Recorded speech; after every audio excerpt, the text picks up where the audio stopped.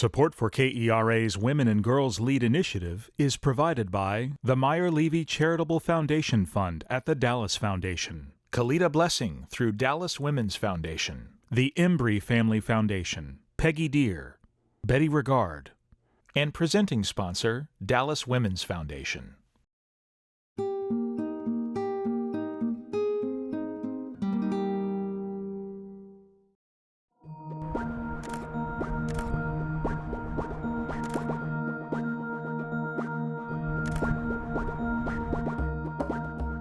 Whenever I live in a city, I have to go to the little forgotten, open places, like the edge of the park and then into the woods out beyond the edge of the park, or a place like this underneath an overpass where there's a little bit of nature creeping into the urban existence.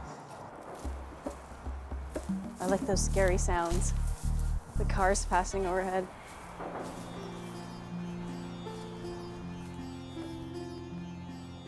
I like stories that are related to the natural world in some way, or social dynamics, or stories that involve assumptions that we make about the world, and then sort of investigate what those assumptions are.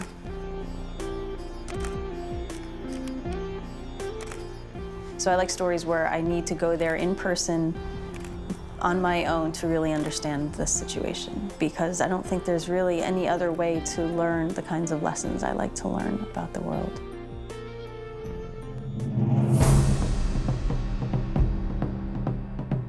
Well, the U.S. military has a program called the Embedded Journalist Program, and the idea is that journalists, if traveling with the military, will have more insight into the workings of the U.S. military, will tell better stories, will be better informed, and ultimately will be more sympathetic to the U.S. military when they're covering them as journalists.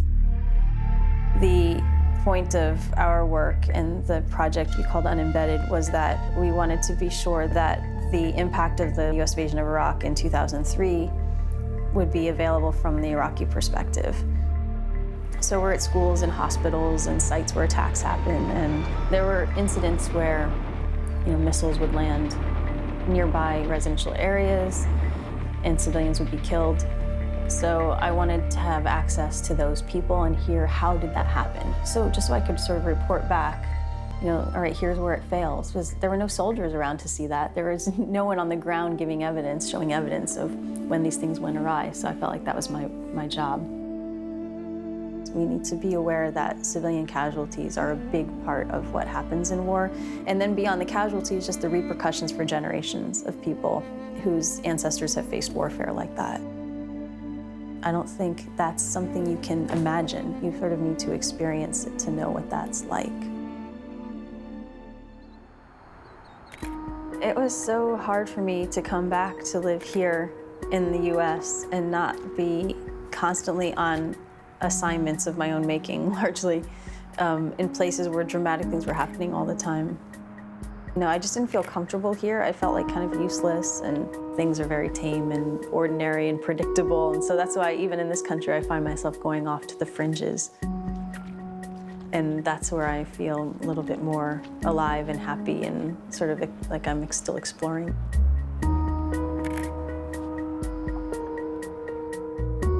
And so when I was covering Hurricane Katrina, I went and visited some family members for the first time, these mythical aunts and uncles who are fishermen and shrimpers. And one side of our family, my maternal grandmother, she was born in Louisiana, and I always heard that we were Choctaw. My grandmother said we were Choctaw.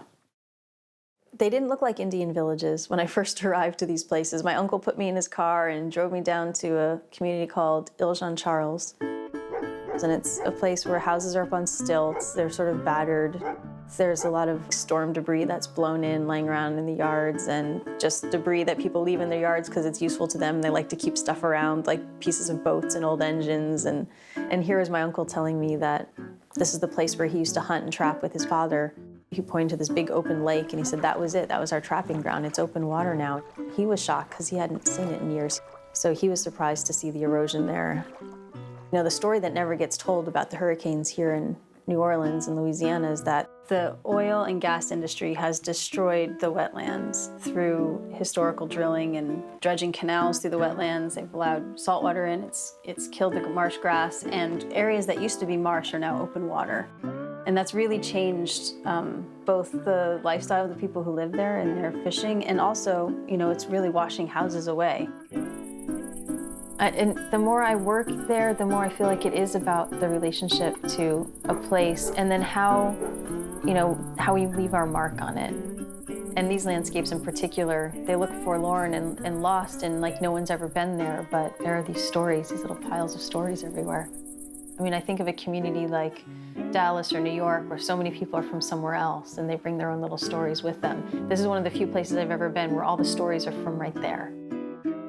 It's a very quirky mixture of history. It's, French explorers came and took Indian wives, and slaveholders lived there, and some freed slaves came and married in, and just a fascinating sort of melange of history and ethnicity and cultural experience. So it exists only in these little places. So when that's gone, it's just gone. There's nothing else like it. And that kind of human diversity, I think is really incredibly fascinating, and we have something to learn from it. I mean, our own history exists in these people's memories and in their family relationships. That's what these people love. And so after this last trip, I realized, no, I've just finally figured it out. That's what it's like to be from there. I hope that when I look back, on my life, it's going to be the journey that I made and the things that I learned that are really just as important as the things that I made. And I think that's probably what it means in my mind to be an artist or to be human. And so whatever my students, whatever path they choose, I always try to push them and say, well, make sure that you're making space in your life for the things that, make you curious and human and engage with the world and give you a broader understanding and a deeper connection to this experience of being alive. To watch this program again and see more profiles of Texas Trailblazers, please visit our website at kera.org/trailblazer.